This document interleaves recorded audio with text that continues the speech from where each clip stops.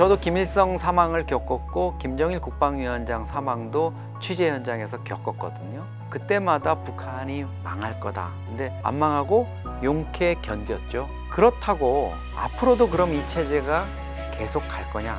저는 또 그렇게 보지는 않습니다. 북한 체제가 더 이상 영속하기 어려운 여러 가지 요인이 있습니다. 큰 흐름이 지금 북한 체제가 더 이상 존속하기 어려운 이런 방향으로 저는 가고 있다고 봅니다. 안녕하세요, 주식초등학교 여러분. 저는 오늘의 특강을 맡은 이영종 센터장입니다.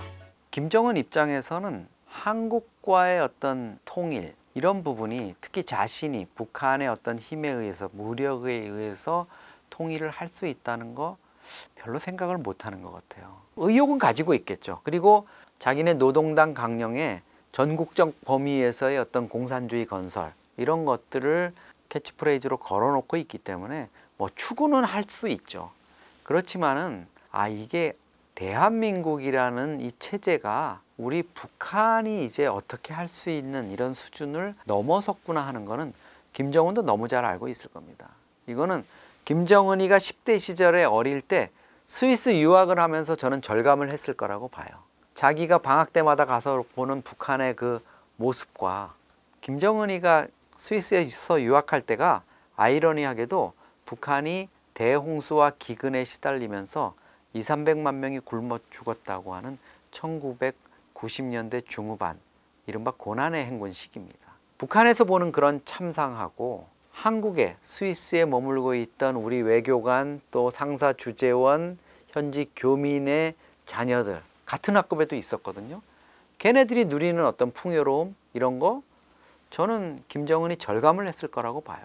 그리고 지금도 저는 김정은이가 부인 이설주, 애기들 자고 이러면 혼자 뭐 잠 안 오겠죠.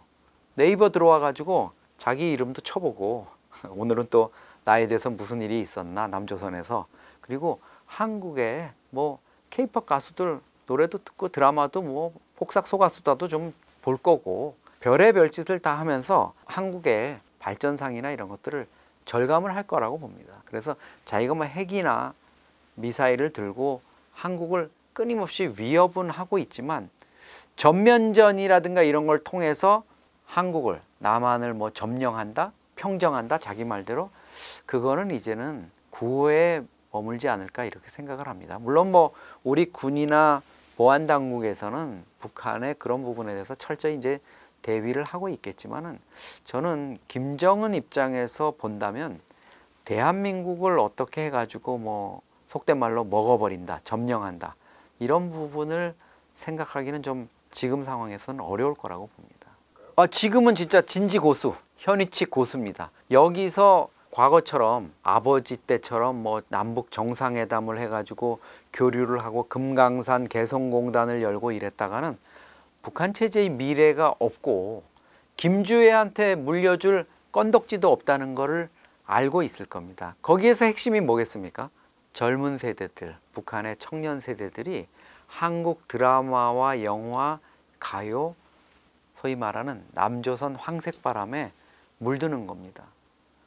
반동사상 문화 배격법 이래가지고 한국 드라마 단순히 시청만 해도 징역 5년에서 15년형, 이렇게 가혹한 형벌을 가하고 있는데도 줄어들지가 않잖아요. 그리고 탈북해서 한국에 정착하는 많은 탈북민 중에서 특히 젊은 층들 얘기 들어보면 왜 왔습니까? 이러면 열이면 아홉은요, 드라마 때문에 왔다 그래요.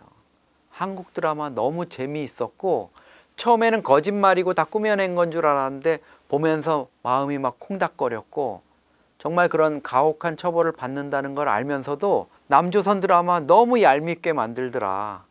우리는 넷플릭스 보듯이 뭐 한꺼번에 쭉 보는 게 아니라 중국에서 몰래 USB나 마이크로 SD에 담겨오는 거 가지고 언제 다음 편 들어오나 하고 기다리는데, 앞에 편을 보고 나서 그 다음 편을 기다리는데 막 미치겠다는 거예요. 궁금하고 또 보고 싶어서. 그런 그 젊은이들의 마음이라든가 이런 것들을 이미 한국에 빼앗겨 버린 김정은 입장에서는 지금 아마 비빌 언덕이 없을 거라고 생각을 할 겁니다.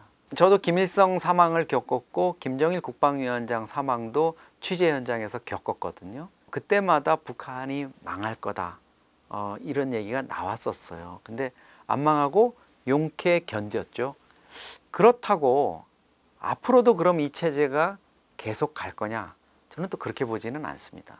물론 북한 체제에 대해서 조금 이렇게 감싸는 입장, 북한 체제를 정상적인 체제로 이렇게 봐주려는 분들은 야, 김일성 때도 안 죽고 안 망하고 김정일 때도 안 망했잖아. 왜 보수주의자들 너희는 자꾸 북한 망한다 그러느냐?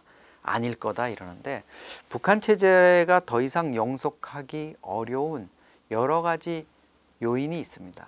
김정은의 건강 문제라든가, 또 북한에서 군부 쿠데타가 일어난다든가, 아니면 다른 외부의 어떤 요인에 의한 이런 외부 충격에 의한 부분도 있을 수 있지만, 저는 지금 가장 문제가 되는 것은 북한의 젊은 층들이라고 봅니다. 여기가 지금 너무 많이 변하고 있어요. 북한 내부에 있는 친구들도. 겉으로는 뭐 박수 쳐주고 행사에 가가지고 김일성, 김정일, 김정은 찬양을 하고 있지만 속마음은 이미 한국의 문화, 외부 문화에 다 빼앗겨 버렸어요. 남자친구를 남친이라 부르고, 뭐 북한 당국에서는 그러죠. 혈연 관계도 아닌 것들이 왜 남녀 사이에 오빠 동생 하느냐, 동지, 동무라고 부르라 이거죠. 근데 그렇게 하는 친구들 거의 없을 겁니다. 북한 체제가 지금까지 저는 정말 운 좋게 용케 견뎌왔고, 그게 뭐 이번에 그 김정은이가 우크라이나 전에 이제 러시아를 도와서 뭐 파병을 하고 무기 지원을 하는 이런 부분만 봐도 얘들이 제법 이 생존 전략을 잘 짜네, 이렇게 생각을 할 수 있을 텐데요. 큰 흐름이 지금 북한 체제가 더 이상 존속하기 어려운 이런 방향으로 저는 가고 있다고 봅니다. 80년, 올해가 꼭 80년인데요. 3대 세습 체제가 이제 마무리할 때가 됐고, 저는 김주애를 뭐 4대 세습 이렇게 우리가 얘기하는데 그게 현실화되지 않기를 매우 바라고 있는 입장이고요. 특히 올해 이제 분단 80년 이렇게 됐는데, 2045년이 되면은 분단 100년이 됩니다. 이거는 민족사적인 수치고, 그렇기 때문에 우리가 4대 세습에 대한 어떤 경각심 이런 것들도 가져야 되고, 국제사회가 지금 북한을 대상으로 해서 많은 압박을 하고 있고 변화를 요구하고 있고 이러는데, 뭐 트럼프하고 김정은이가 브루스를 추고 탱고를 추고 이럴 수는 있습니다. 그렇지만 언제까지 그게 지속될 수 있을까요? 결국은 북한 주민들의 어떤 자유를 향한 갈망들, 이런 것들, 외부 정보가 북한으로 유입되게 되면 주민들, 엘리트, 학생, 젊은 층들이 자기네들이 속았다고 느끼게 될 겁니다. 뭐 우리 사회에서도 그렇지 않습니까? 경우에 따라서 사이비 종교고 저거는 너무 어처구니 없는 체제인데 어떻게 견고하게 돼가지고 막강한 자금과 뭐 또 여러 가지 조직력을 갖춰서 승승장구하는 그런 사이비 종교단체들, 뭐 이런 것들이 있었던 것 같아요.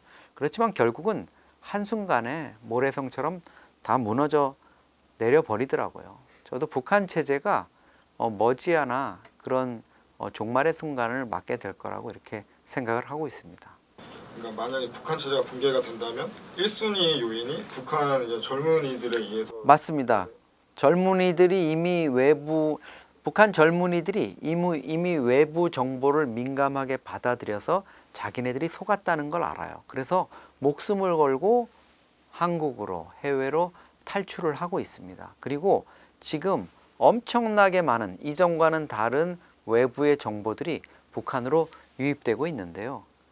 특히 우크라이나 전에서 부상을 당하거나 전사를 한 4,000명의 존재가 저는 김정은에게는 엄청난 체제 부담으로 작용할 거라고 봅니다.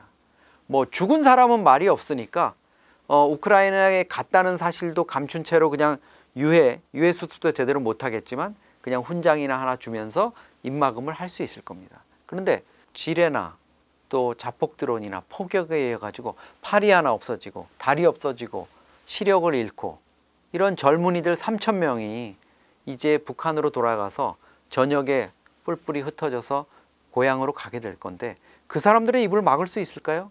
그 사람들이 친구나 또 부모나 형제, 가족들에게 자기가 겪었던 일들을 얘기하면서 명분 없는 싸움에 몰래 나갈 수밖에 없었던 부분들, 이런 부분들을 얘기하게 될 겁니다. 그리고 자기들이 러시아에서 우크라이나에서 듣고 본 그런 것들을 북한 내부에 얘기하게 될 겁니다. 저는 그게 북한 체제를 균열시키고 붕괴시키는 어떤 작은 구멍이 되지 않을까 이렇게 생각을 합니다.